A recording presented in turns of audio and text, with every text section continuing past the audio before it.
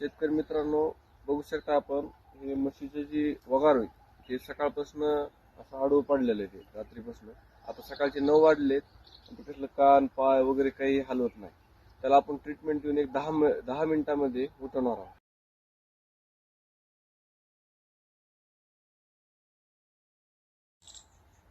बघू शकता शेतकरी मित्रांनो, आपण एक 10 मिनिटापूर्वी वासरू कुठल्याही म्हणजे अवयव हलवत नव्हतं आणि ते आता उठलेलं आहे. शेतकरी सांगतील थोडक्यात आपलं काय झालं. 4 वाजल्यापासून वासरू उठत नव्हतं, बसलेलंच होतं.